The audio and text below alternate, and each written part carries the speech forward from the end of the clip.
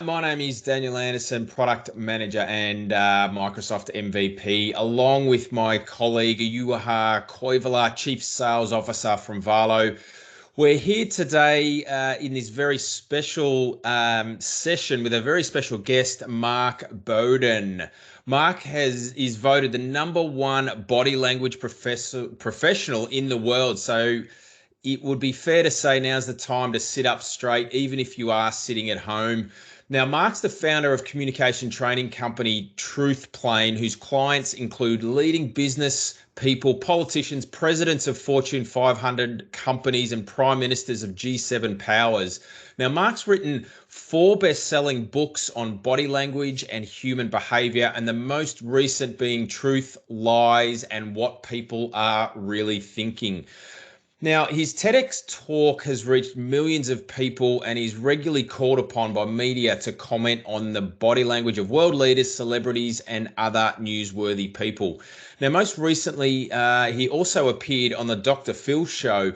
Now, with years of experience training people across the globe on how to use both live and digital media most effectively for better communication, Mark's now even a regular trainer for Zoom. Now, that entails equipping new employees with best practices around virtual communication as well. So, in case it's not very clear yet, he's one of the world's foremost authorities on non-verbal communication. So, it's fair to say we're pretty thrilled to have him here today. So, please welcome Mark Bowden. Thank you. Thanks so much. Thanks for that great introduction, Daniel. Good to see you. And Juha, good to see you. Lovely to be with you both, I guess, to talk about nonverbal communication and exactly how you can stand out and win trust and gain credibility every time you communicate, especially from any kind of work from home office you may have. So for both of you here and you watching right now, welcome to my home. I'm in my home right now, and you're very welcome with me. So thanks for having me, both of you. No worries. Thanks very much. Now, obviously, with hybrid ways of working being the upcoming trend, probably for the foreseeable future, I guess, people are struggling to find proper ways of confidently speaking with clients in person or virtually, as we know. Now, it's important to better prepare yourself, obviously, for the future now.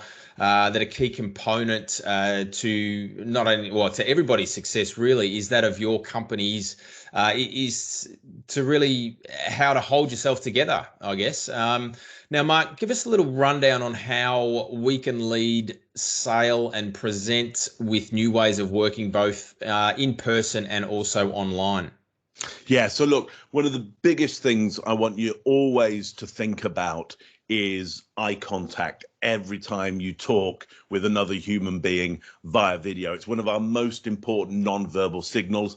Everybody across the planet, regardless of what society or group they belong to, eye contact means that something else is really important. And I want you to notice today how clearly I'm looking at you right down the barrel of the lens of my camera. And just a quick bit of information about how I'm getting really good eye contact with you is I have a post-it note like so, and I've used a big marker pen and I've drawn a smiley face on it, just like this. And can you notice how when you see that smiley face, you start smiling at it now? Okay. Yes. Yeah. So what I do is I take that smiley face and I stick it behind my camera, and that way my eyes get drawn just like yours did towards the camera lens. And though I've got both of you, on my screen at the moment, and I'm able to really focus down my camera lens, it gives you the feeling that I'm focused on you and concentrated on you, even though there are so many distractions around me, including this nice Valo air freshener that I have in front of me as well, which is keeping the office smelling really good. So look, little hint for you there. Get lots of eye contact with the camera always, even though there's distractions around you. Use a post-it note, marker pen, smiley face to do that. Eye contact is so important in real life. It's super important in the virtual world as well. Right. I'm just going to draw my little Exactly. face with a Exactly. little Good that you get it smiley getting on with face that now, and that I'm going straight to put away. it up put it up there. There we go. Now, question from me: how? A little bit of a personal one, I guess. How can I stand out from the crowd and be different when you're presenting? And how, I guess, how's that going to help make someone more memorable? Yeah, really good idea there. Look, don't we remember people really because we felt kind of connected with them? We remember them because our brain says, hey, that person is important, because we felt some kind of affinity to them. We felt they'd be able to help us in the future. Or I don't know, maybe you'll stand out because, you know, we think you're going to harm us in the future. But let's move towards the more positive one, okay? And what I want you to think about, Daniel, is your background is a really interesting background. There's lots happening there, but I see, you know, I can see in the background there a couple of awards. I see your Valo hats there. It's kind of quite bright and colorful.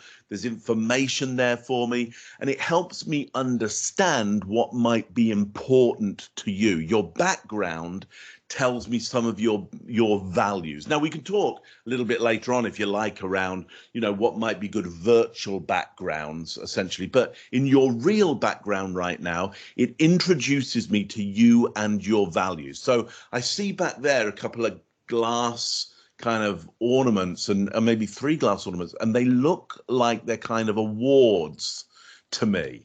And so that you would display those awards make me think that achievement is important to you. You know, getting a good result is important to you. And as I told you that, what I noticed is you gave me a slow blink on that when I said achievements. This is unnerving. This is, I'm sorry, this is unnerving, isn't it? Achievements are important to you, and you agreed with me. So look, all I'm saying is I don't mind what background people have. But why not be a little bit braver about showing a little bit more of your background, essentially, so we can understand who you are rather than just simply what you might be there to do. And in Juha's case, you know, where he doesn't have so much in the background, what I love about that is you know, he's got some kind of branding on him.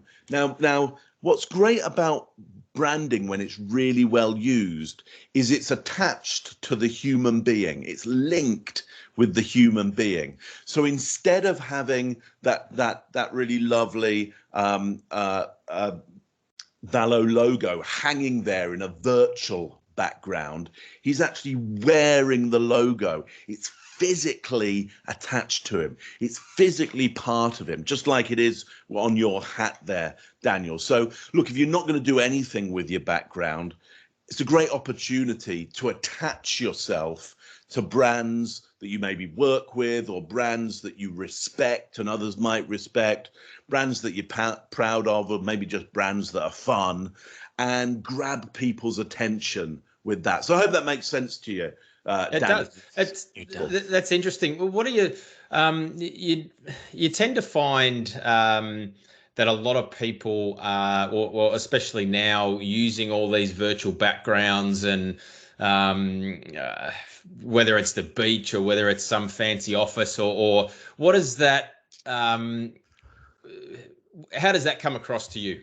Well, what does that mean to you? Yeah, it's funny that you say whether it's the beach, because you're probably, and Juha's probably thinking of exactly the same image that I'm thinking of, which is this stock image of a palm tree kind of blowing in the wind. Yeah.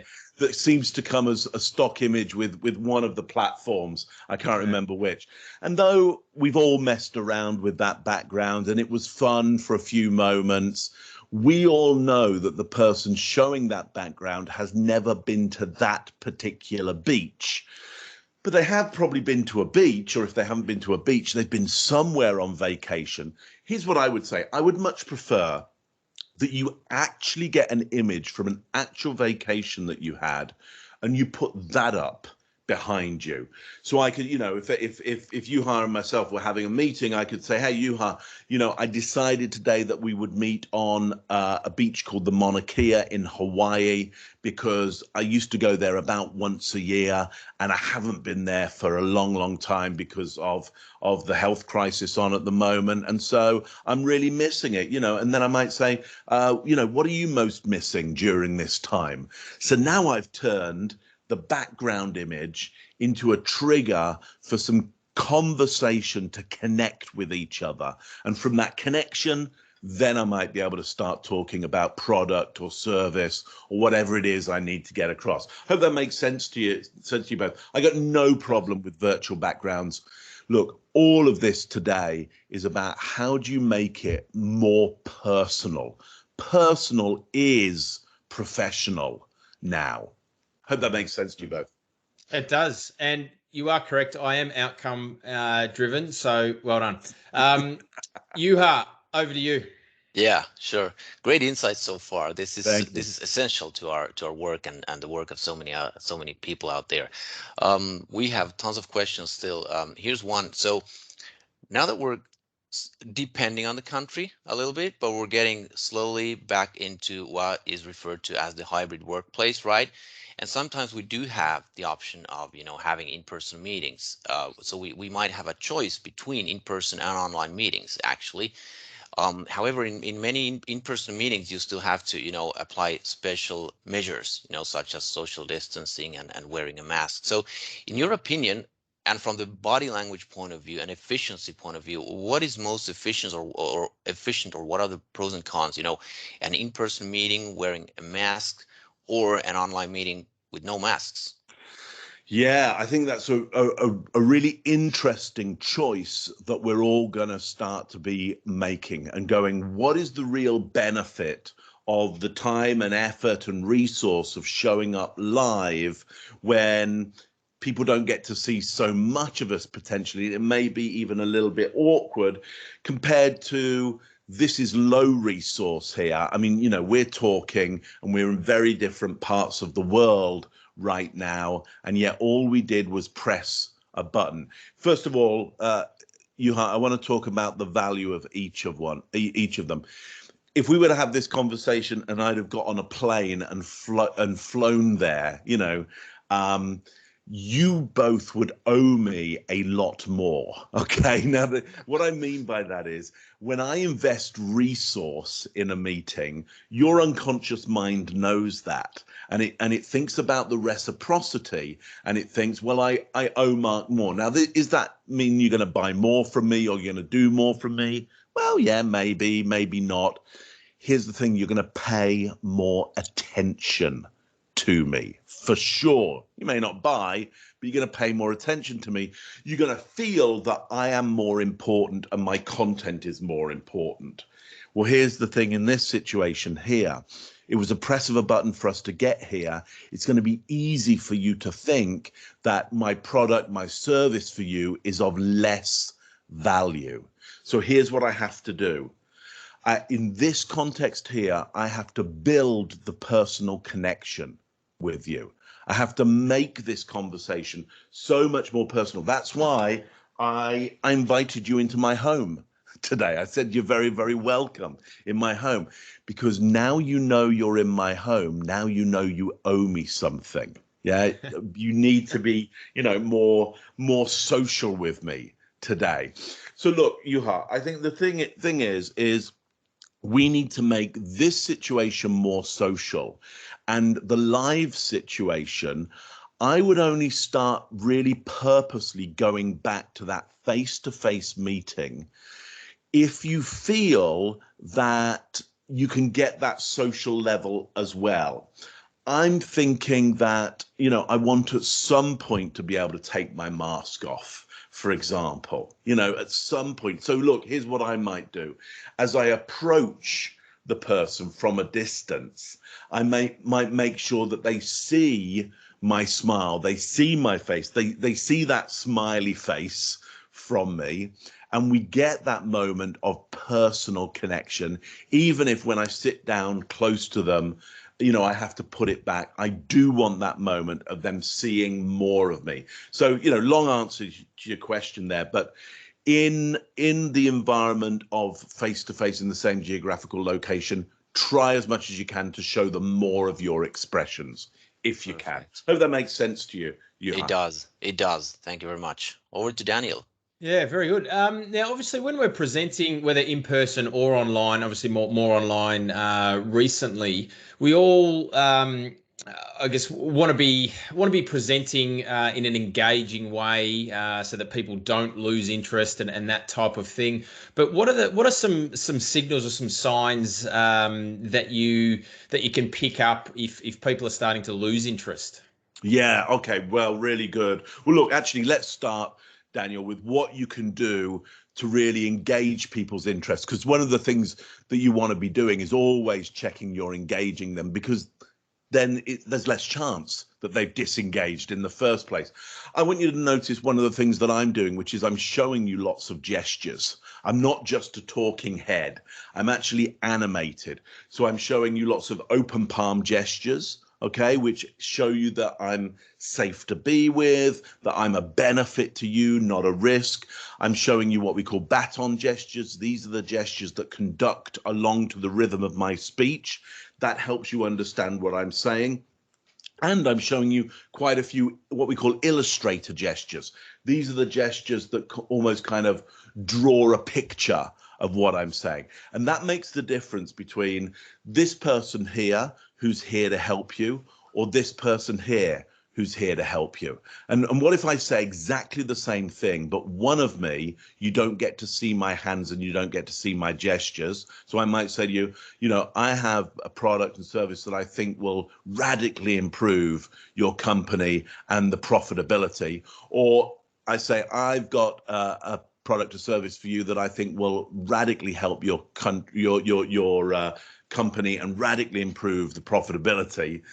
You are biased towards this person here because you're seeing more animation, you're seeing more of me. Okay, so first of all, be more animated, less chance of losing people. But if you do feel you are losing them, okay, or you want to check, now you've got to be verbal with it. Okay, the way to be verbal and check people are engaged are to ask them a question, and ask them a question about the hierarchy of what you've been offering them. So it usually sounds like, what do they think has been most useful so far about what you've told them? So let me do that with Juha. Juha, so I'm just going to stop, you know, telling you, talking to you at the moment, and just get some feedback from you. What for you has been the most useful thing that you've heard from me so far? Give me some feedback on that, if you would. Well, everything. I mean, now I'm starting to talk just like you, right? So you got us You've got your excited, hand, you've right? got your hand gestures I going. cannot speak otherwise anymore. I mean, there's been so many, you know, so many topics here that I'm gonna take away and think about it. So been a awesome Right. So presentations. look what happened there. Okay. Now I know that Juha is engaged. He Okay. never talks with his hands, and now he's all of a sudden talking with his hands. Well, so he showed me, not only did he give me verbal feedback, okay, on what he's remembered from what I'm saying, but I actually see him join in with that. That's a clear message that I've engaged him to the extent that he can remember content, and he's showing me he's remembering content. That is so much better than just guessing if he's engaged or not. And often when we try and read body language around that, we're kind of guessing. I don't want to guess. I want to ask and get direct feedback around that. Hope that's useful for you both. Very good. Got something else for him, Juha? Yeah, go for it. Yes. And by the way, speaking of looking at everybody in the eye, actually, when I look at you literally in the eye, it doesn't appear to you as if I were looking at you in the eye, and that's where the problem comes from. So, it's kind of unnatural looking at the camera because you don't see the other person. So you're kind of switching your, eyesight like that. Anyway, yes, we do have more questions, and this one is really specific and something that we think about a lot when we do our online meetings. So how to encourage people to enabling their videos, you know, when on an online call without being, you know, too intrusive or anything like that? Yeah, really good question. So my guess is just like me, you've been on a call and it's just black screens with a name Yeah. on there, you know, and it's disheartening, isn't it? And it's And ourselves disheartening. and ourselves the only ones having the video on, and then after 1 minute we also turn off our own video because we're the only ones Right. exposing ourselves, you know. Right, exactly. So it's kind of antisocial because you showed up face to face and Yeah. they're seeing your home and your environment and you can't see them and you feel isolated. And then after a while you go, well, I'm just going to pretend I'm not here as well. So and you can see, you know, you're shaking your head there, because you know how disheartening it is. And you know, it just feels awkward and antisocial. The brain doesn't get it. So here's what I want you to do. If you arrive on a call and, you know, it's all faceless screens for whatever reason, first of all, you can't force anybody to turn their camera on. You don't have control of that. But they often don't have their camera on because you haven't made them a deal around that. They don't know the advantage of having the camera on. Let me give you a little talk that you can have with them to help them with the advantage. So I get on a meeting and I instantly say, hey, so here's what I've noticed about these virtual meetings. If you can see me and I can see you, the meeting goes so much quicker. You know, we understand each other so much better, and you can get what you need from me almost immediately. So what do you want to do about that? And every time I use that sequence, on come lots of cameras. So let me take you a little bit slower through what I said, okay? I said, here's what I've noticed about virtual meetings. I don't go, hey, come on, can you put your cameras on? Or I'm not silent and go, no, they're a bit mean, they won't put their camera on. I go, here's what I've noticed about virtual meetings. When I can see you and you can see me, the meeting goes so much quicker. Now, there's nobody on the planet that was there going, oh, I was hoping for a really, really long meeting. Oh, what a shame. I'm going to keep my camera off, okay? So the meeting will go so much quicker. We're going to understand each other so much better, okay? There's nobody on the planet that goes, well, but I wanted to be misunderstood. And then you say, and you can get what you need from me almost immediately. Now that dictates that there is something that you really need from me, and I'm going to make sure you get it really fast. That's a decent offer for people. You know, that's a good sales offer, essentially. Here's the deal. I will give you a benefit, okay? And here's all I need from you.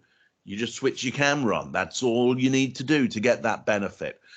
Go through that sequence with people. I promise you, okay, more cameras will come on. I hope that's useful for you. It is. I'm taking notes already. Those are amazing Perfect. insights. Thank you. Now, you and I don't have headsets on. Yuha's got a headset Yeah. on. What's the etiquette? Is it all right to wear headsets? Please say no, because he's the only one wearing it. Yeah. It'd be terrible if I went, oh no, you've made a terrible mistake there. No. Listen, here's the important thing about this. Sound really, really matters. It really, really matters. Our brains will tolerate a low quality picture a lot of the time. Okay, like your picture right now, my picture right now is nowhere near as good as real life. Okay, we'll tolerate that. What our brains won't tolerate is bad quality sound. The moment the sound gets bad quality, we check out. So actually, I don't mind what you do in terms of how you're hearing and how you're being heard, as long as it's as good as you can possibly get. So look, if you're going to end up wearing some earbuds, great, fine, do it. If you're going to wear a headset like Yuha's got there, great, do it. I mean, what does that headset do for me? Well, number one, it means that I can really hear what Yuha is saying, okay? But it signals to me he cares about sound. It signals to me, hey, I care that I hear you and I care that you hear me. That's all it suggests. And actually, that headset sound sounds a little bit as well like an air traffic controller, like a pilot, okay? It actually has some authority and some status to it. It makes me kind of sit up and go, okay, somebody's talking right now. This is going to be important. So look, all you need to do is just work out for yourself what is the best sound quality you can get by testing a lot of different, microphones or ways of delivering sound, and then stick with that every time. I don't mind what you end up with as long as it's as good as possible. So, Juha, we're hearing you really, really well today, and I hope you're hearing us well. I am, and I'm getting positive feedback from our partners and customers for this $20 headset that actually works very well, it seems. Right. Well, I mean, we laugh, Juha, but the thing is it's not expensive to get good quality sound. It really isn't. It's one of the cheapest things you can do to have one of the biggest effect is just spend $20 on a headset and feel more comfortable with sound. Really simple, really easy. And I have to say, you guys both have great audio quality without headset as well. So I think I guess it depends also on your, personal situation. If you have kids running around in the house or anything like that. So yeah, absolutely. But actually, to that point, Juha, if you got kids running around, you got background noise going on, always let people know what some of those distractions are. Don't try and keep it to yourself. You bring up a good point there, which is it's really easy to think that professional isn't personal. But we are in each other's personal environments now, and it's much better just to be really open and go, hey, you might hear some background noise throughout our meeting. That's my kids running around. I've got, and let us know. It breaks the ice, doesn't it? Yeah. Exactly. It connects people together. Remember, this is about connection. This is about personal, not so much that old idea of professional. So I hope that helps both of you. Do we have time for more questions? One more at least, Daniel? Yeah, sure. I'd love to. Yeah. Give me one more question. All right.